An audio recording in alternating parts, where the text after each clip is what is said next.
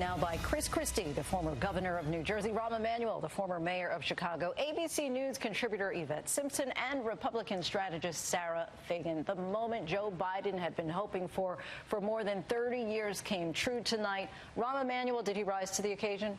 Yes, he rose to the occasion, and he rose, more importantly, not just for him, but for the country, giving him a sense of purpose, a plan, very specific plan.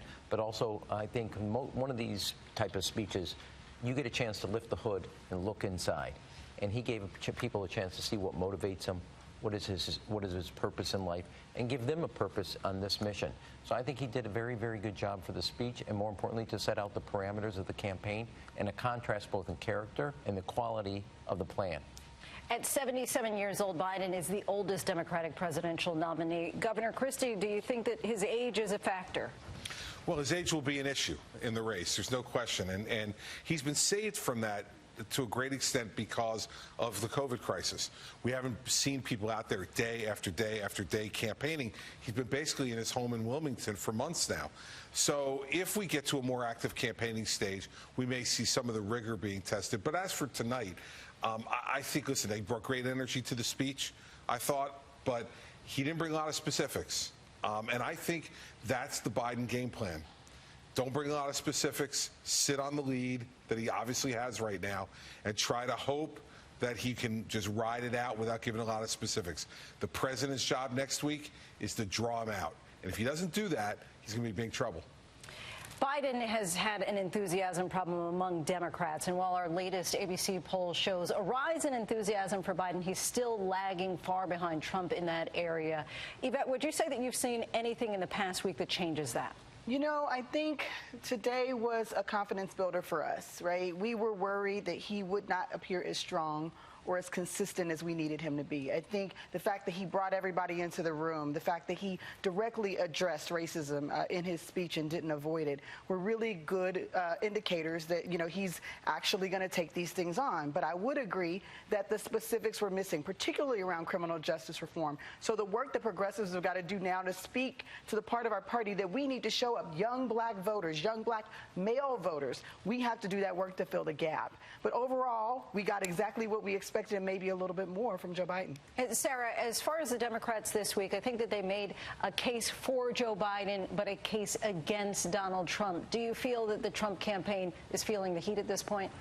Well, look, the whole week has been focused on the Democratic Party and what they stand for. And so, you know, it's not unusual for a party to see a bump out of a convention. I think it's going to be smaller out of this convention because of basically the 6 to 8 point gap in the race today.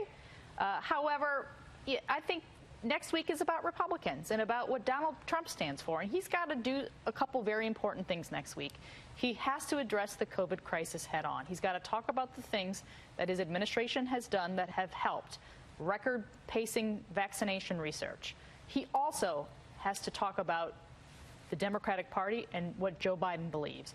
And increasingly, as the party has moved to the left, they are becoming more and more out of the mainstream of where the center-right public is. And he has to draw that out, and he's got to point it out. Yvette, you have said that people want to see something they can vote for, not just get the attacks and the criticism on President Trump. Did you hear something to vote for?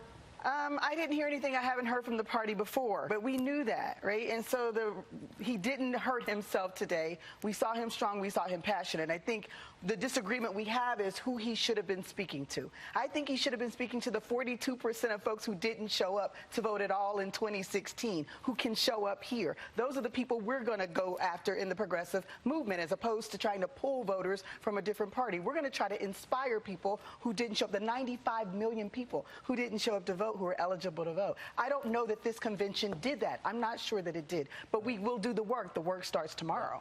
Well, what the speech showed is that that's not who he's trying to reach out to. Right. I mean, there could be no doubt, if you're a progressive in the Democratic Party, the conclusion you need to come to tonight is Biden thinks he's got you. And he's trying to reach out to independents and to disaffected Republicans. That's why he wasn't specific tonight. Trump's job now is to draw him out and make him say what he's going to do.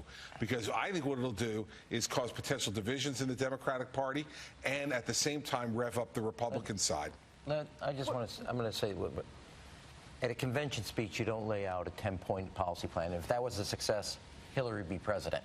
You guys all know at a convention speech, it's about a more spiritual moment than it is, here's my 10-point plan. So that's a ruse of a question, and all you're doing, you're saying, listen, this is a slow pitch. No, wait a second. If he had been campaigning and laying out any specifics and not been in his basement in Wilmington for 4 months, let me say this. Then it's a different convention. We've been saying it's different all week. Your blood pressure's up only for one reason, because he's going into this process 10 points up, the highest of any challenger in the history of the United States.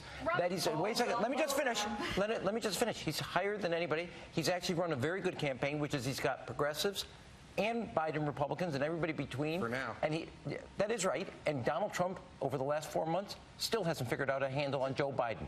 He still hasn't today. And the reason that he's out there in Scranton, the reason he's doing all the attacks, he doesn't want you to know about the Senate Intelligence Committee, he doesn't want you to know about Steve Bannon, and he doesn't want you to know about what his tax returns are going to say. And the reason he's doing what he's doing is to distract from all the things that people really are tired of about him. I think both Rahm and Chris make good points. Yes, tonight. Don't be the middle child. I am the middle child. I am the middle of the middle child. I'm a middle child. Don't be a middle child. But Rahm is right. A convention speech tends to be higher level. Loftier, big dreams for the country. But Chris is also right, which is Biden hasn't really been tested on this campaign yet. Because of the COVID crisis, he has been in Delaware. That is not sustainable. This campaign is now on, starting next Friday when these conventions are both passed. Day in and day out, the press is going to engage Biden, and he is going to have to talk daily. And so we'll see if he can withstand the pressure. Governor Christie, just a question for you. When we talk about, we've heard multiple times throughout the week, multiple times again tonight, about the idea that this is a fight to restore the soul of America. Does it concern you at all that there may be some Republicans who decide, yes, this is not about policy, this is about character and decency and empathy? Is that at all something that you worry about? Well, of course. I mean, listen, I think they make an effective argument about the decency of Joe Biden. I mean, and I think they did a very good job this week in doing that. That's why what the president needs to do is shift this to policy, because when he shifts it to policy, I believe that the majority of the American people, especially in those swing states, are right of center folks and are going to say, you know what? I'm not for the Green New Deal. I'm not for Medicare for all. I'm not for a big expansion of the federal government. I'm not for a $3 trillion tax increase. And so you're right, Lindsay. If we fight as Republicans, if we fight this battle on the turf that Joe Biden talked about tonight, he's going to win.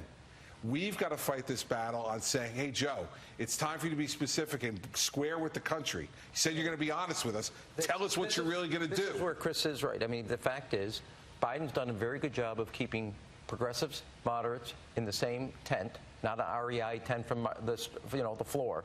And he's actually been creating a very difficulty for Trump to get a handle on him. He has done a very good job of that. Yep. It's a tactic of a campaign. And I think the real test of this convention won't be raising from 10 points up to 12 points up. Did people go from anti-Trump to pro-Biden?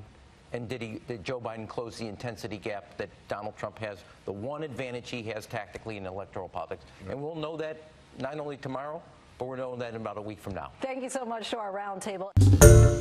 Hi, everyone. George Stephanopoulos here. Thanks for checking out the ABC News YouTube channel. If you'd like to get more videos, show highlights, and watch live event coverage, click on the right over here to subscribe to our channel. And don't forget to download the ABC News app for breaking news alerts. Thanks for watching.